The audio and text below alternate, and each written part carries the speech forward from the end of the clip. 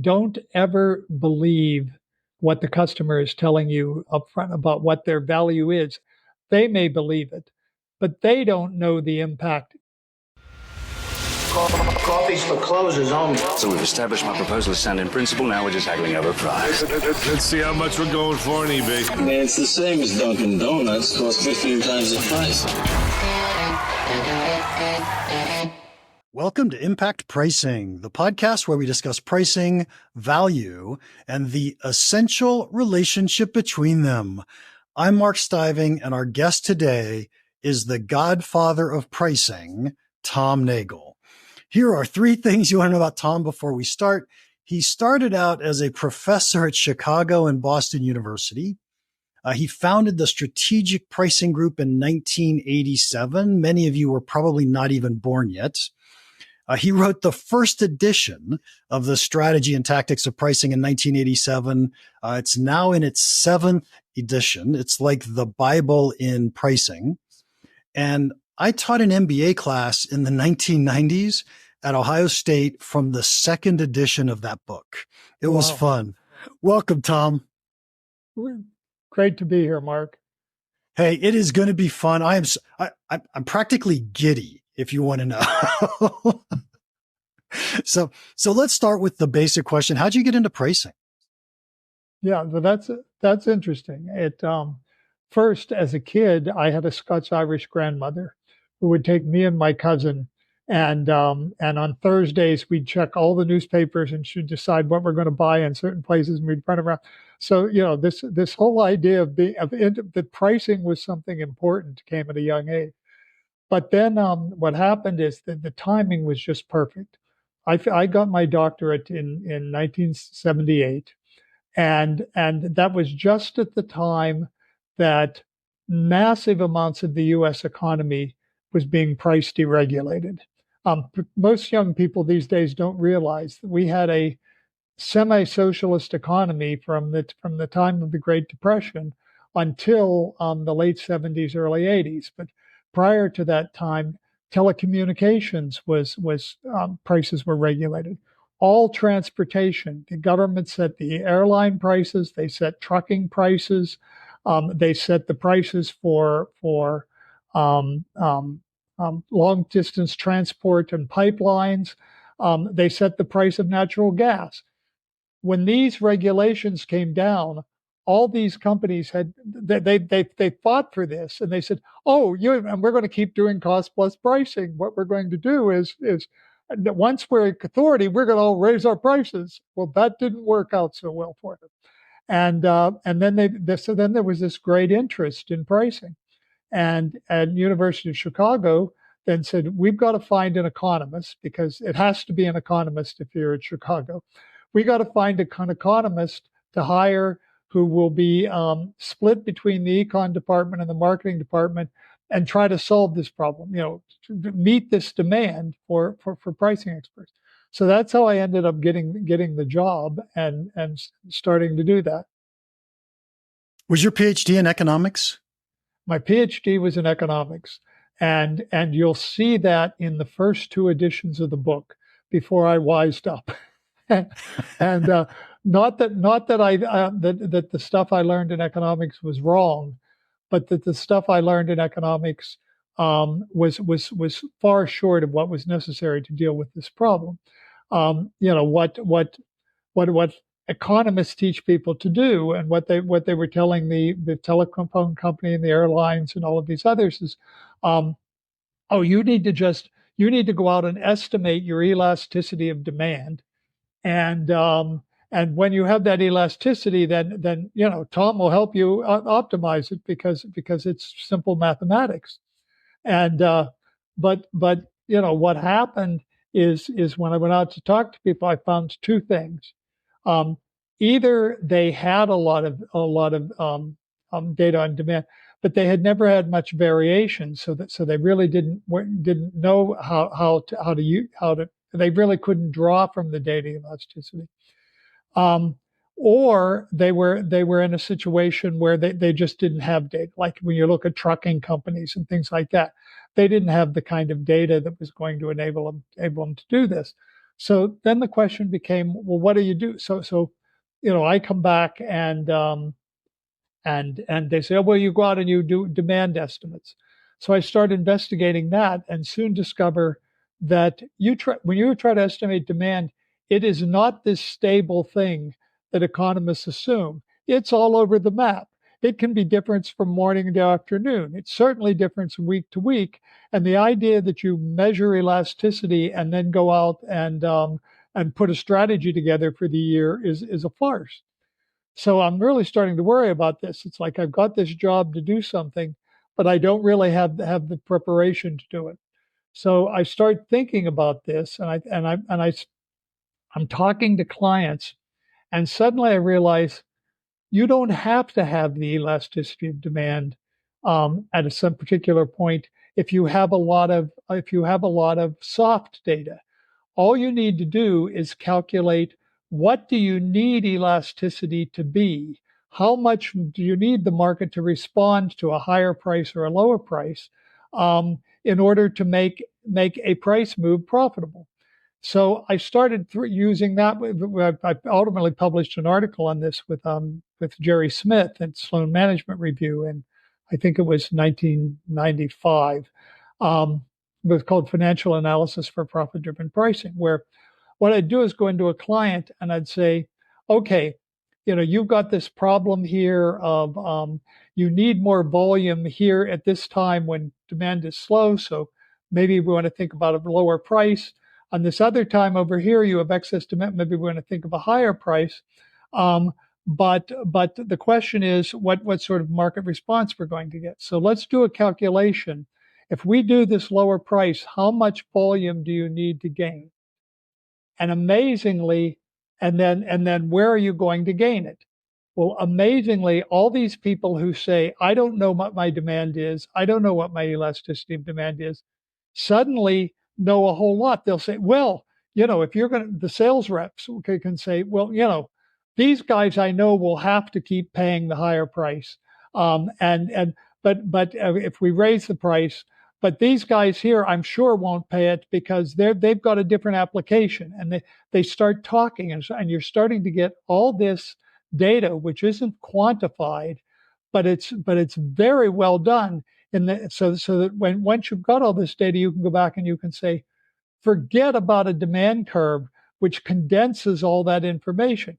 When we look out in the world, there's a cloud of different responses for different, even from the same customer. Sometimes they'll pay a premium, sometimes they won't. The goal is not to try to put a line between them that's a weighted average of the high prices and the low prices and call it a demand curve. The goal is to figure out why we have all this variation and use that variation to create segments that eliminate the trade-off between price and volume, because we're going to give everybody a price that they'll pay. Now, it's not going to be everybody, it's going to be by segment. But you start talking to these people, and when they say, oh, these guys will pay, why will they pay? Oh, because they never, they're lousy planners, so that they always need rush orders.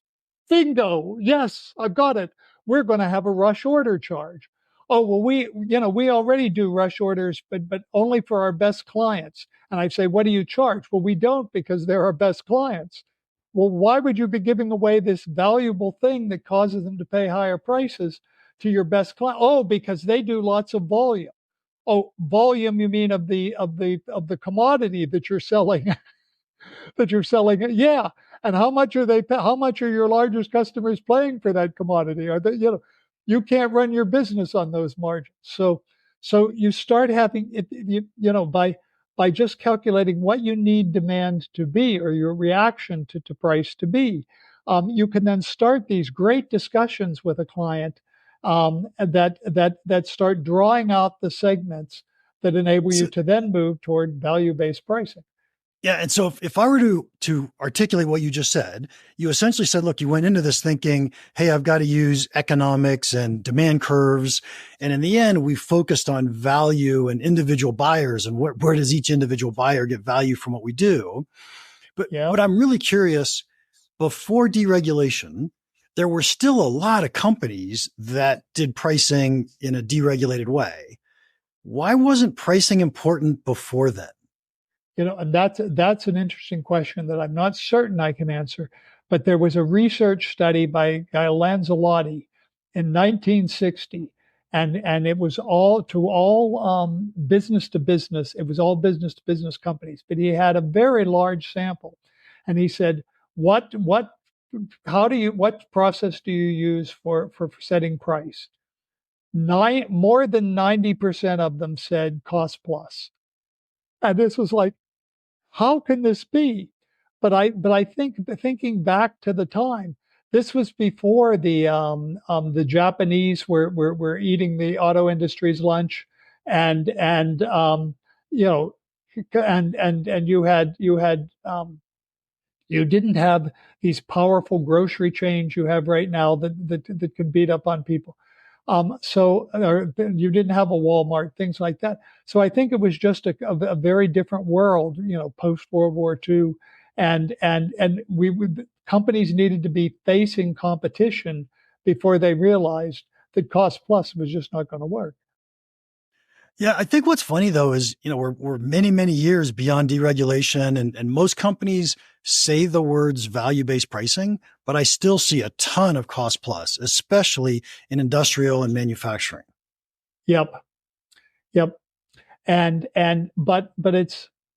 it's cost plus adjusted a bit for demand, because those same people who are doing cost plus, not that I think this is good, I hate it, but what I hear them saying, a client I've been working with, and I've been trying, and I've been in a strong market, I've been getting them to raise prices to certain segments, and they're making more profit.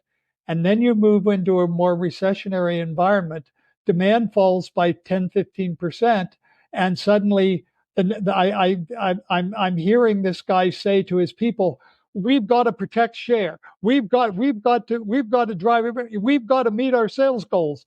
And I want to shoot myself. Yes. This is how they blew up Lucent. Do you know the story of that how Please share.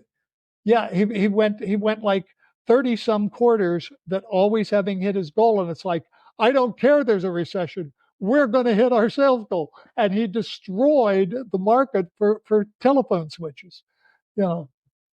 Yeah. So first off, thank you so much. I love the history. I love the stories. Can we talk about some basic definitions? Because I often get into conversations with other pricing folks about basic definitions. And I said this before the call, but I'll say it to everybody else. If you and I disagree, I'm sure everyone's going to believe you instead of me, but that's okay. All right. So first off, I want to define the words value and the words value-based pricing. And you could do it in whichever order you want.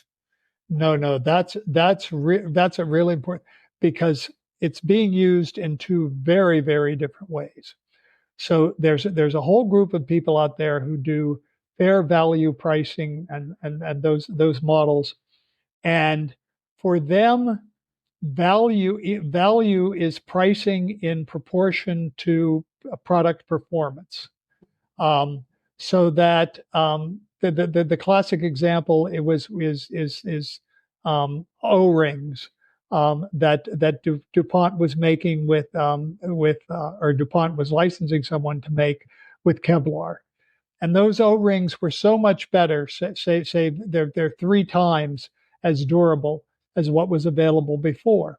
So the fair pricing people, these people who do that performance-based pricing would say, well, if they have 3 times the performance, 3 times the durability, they should have, the fair price should be 3 times as much.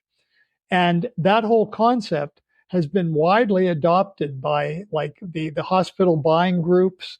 That's how they evaluate suppliers. The Defense Department evaluates suppliers that way, and the Malcolm Baldrige Award evaluates suppliers. Are they doing good value because their price is proportionate to performance? But there's so many different performance characteristics that you could use. Right, and you can wait. They go to customers and they say, okay, what are all the performance characteristics? Take 100 points, apply weights to them.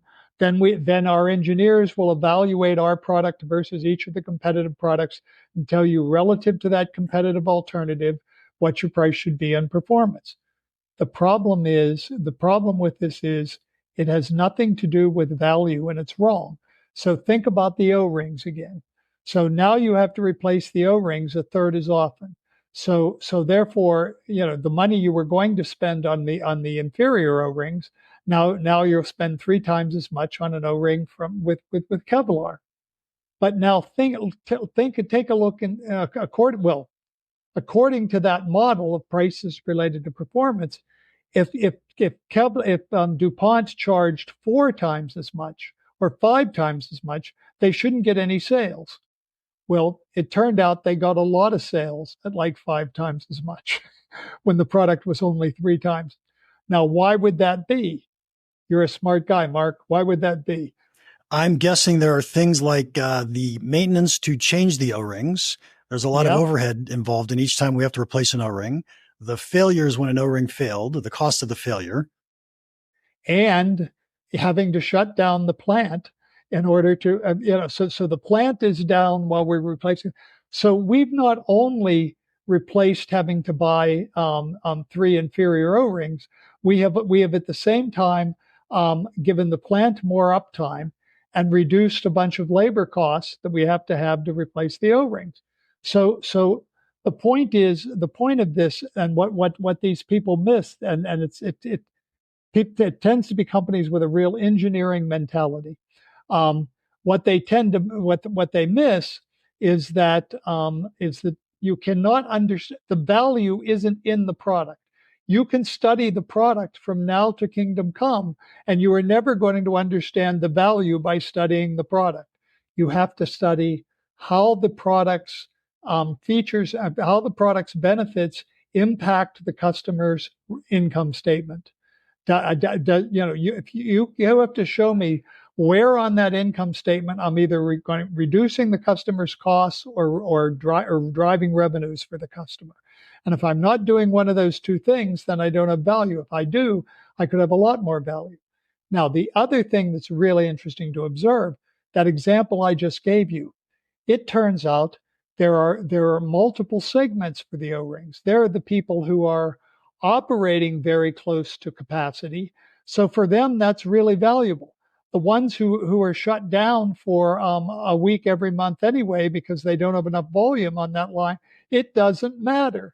So now you're getting these very differences in volume across different, or value across different segments. So what do I consider value? I think in terms of, as I state in the book, economic value, where there are two parts to the value. One is the commodity value, which is what you would have paid for the commodity O-rings instead of ours, which is 3 times as much. And that commodity, you can get that just by looking at market prices. You don't have to do a study with the customer other than find out what the customer's best alternative is. But it's that other value. It's that keeping the plant operating, not needing labor to replace. That you don't have to pay for the commodity product, or you would have to pay for the commodity product. You don't have to pay for ours, and that's the differentiation value, and that's the thing we have to try to figure out how we can capture in our pricing. Absolutely love that story. And so one of the things I often say is that in B2B, which is what we're talking about here, right, in B2B, exactly. Value is measured in incremental profit. So how much incremental profit are we making our customers when they buy and use our products? Exactly. Yep. So that was beautiful. But I don't think I'm done with value yet, because here's an argument that I would make. Value could be incremental profit, but value could also be what's the buyer willing to pay. So if you could convince them that they're going to make another $1 million, they're not going to pay you $1 million. Right. So how much do they value your product? Yes. And I have to admit that is that is a squishy thing, because what I would do with the client is I would say, okay, what's that performance-based value, and that should be your floor. What's the economic value? That should be your ceiling. Now, let's try to understand. Some customers are very close to the ceiling. Many more of them are very close to the floor. How can we move them from that floor and capture a reasonable percentage of that economic value? Because if we could somehow guarantee with 100% certainty that they'd get that impact on their income statement, we'd have almost everybody at 90% of the value going into our pocket. But it's not. So what we have to do is understand, why is that customer hesitant? Well, the customer's hesitant because you can make all the promises you want, but despite your promises, it may still fail, and this is going to blow back on me. So I'm not going to pay you for promised economic value. Okay. So they need a ironclad guarantee. Now what we do, we test. What does a guarantee do to their and this is where I would use something like a conjoint. What does a guarantee do to their willingness to pay? Then they come back and they say, oh, and there could be something entirely different. It's They know what the economic value is. The purchasing person knows what it is, but he also knows that he has other friends in the purchasing business, and when he's at a conference, they talk about how they hammer the suppliers, and he knows that if he just says no, he's going to get a better deal than if he rolls over and says, "Oh yeah, I see the value." And so, because we've educated him that people who are more resistant get better prices than people who are less resistant. So what we have done is just killed our ability to capture economic value. And you need to create a set of policies, now, that on how to deal with the purchasing person who's pushing back. And you never, when the purchasing person says, I like your deal, but I'm going to have we have a goal to take 5% out of costs this year. I have to have 5% lower costs. You got to sharpen your pencil. Yes, yeah, sharpen your pencil. And if the sales rep says, "Well, I don't have the authority to do that. I have to go talk to my boss," and he may have the authority, but if not, we'll talk to his boss, and I'll see what I can do. Your sales rep has just totally shot your ability to capture value, because you've told him that you have a process for giving people a better deal. The question is whether you're going to get it. And if you say to come back and say he isn't going to get it, I guarantee you he's going to call his friends, find out what they're doing differently, and say, "Oh, I get it." And then he's coming back, and the next time you go in, he's going to say, and this has happened to me. The next time the sales rep goes in, he's going to say, "You can now bid for only half our business. We now have a new rule, a second supplier." Why? Because everybody he called where there was a second supplier was getting better prices than he was getting. So we need to set that up, and so the question then becomes, what should the sales rep do?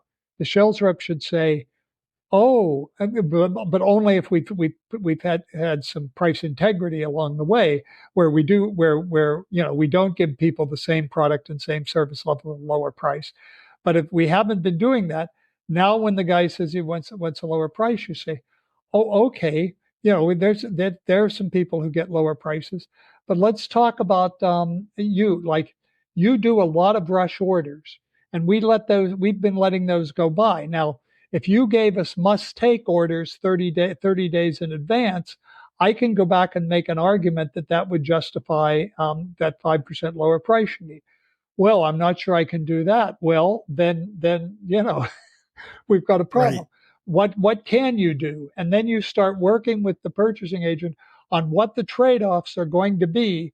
And what he gets educated in is, there has to be a point where I don't push this, because every time I ask for a damn price concession, I have to get in this whole damn discussion about what we're going to give up, and I have to negotiate that with the people down on the plant floor and everything else in order to, and that is a pain in the butt. So now we're giving him a reason not to keep pushing back. Yeah, I think that's brilliant. We always have to have the gives and gets, right? Salespeople always have to get something when they're going to give a discount. Always. Yes, but not a lot of companies realize it. I've actually had situations where we have our most important negotiation with our packaging supplier, and we only have one pack, and we've got the and we're want you to come and work with us. So I get there, and they say, well, let's give you some background. In preparation for this meeting, our sales rep went out and asked the sales rep, what does he need? And he says he needs a 5% concession this year. So that's what we're starting. They've already blown it up. It's like, oh my God. Yeah, it's tough when you have the big contracts, and we as in our clients don't talk about value when they're out having these negotiations. What's the relationship look like? What have we done for you over the course of the last year? So we miss that. And very often, it's the purchasing person who, because that's who we communicate with, we think that's the buyer. And very often the purchasing person has no idea how the product is used, has no idea what the differential value is. He's been told over the years, we've always been happy with Acme. We've had trouble with other people. Buy Acme, but get it at the best possible price. And that's what he's doing.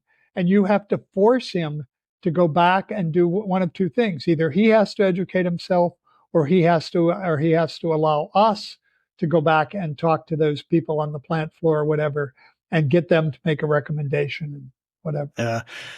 Tom, we're going to run out of time, but I really want to ask one more question before I get to the last question. Sure. What is, in your mind, what does value-based pricing mean? And let me set it up. I know that you teach Eve, and maybe someday we'll have a chance to talk about Eve and some nuances of that. But is it always relative to a competitor, or can it be relative to the status quo? And I think of that as willingness to pay more than I think of it as next best alternative. Mark, that is really insightful, because I will tell you that recognizing that it doesn't have to be the competitive alternative, which is what my book will say. But recognizing that it doesn't have to be, came about just like 4 or 5 years ago when I'm doing this program for a company. We did a bunch of training, and then they all had to go away and do an EV. And this one guy, like, I'm sympathetic to him because he's got a commodity, and I'm thinking, how in the world?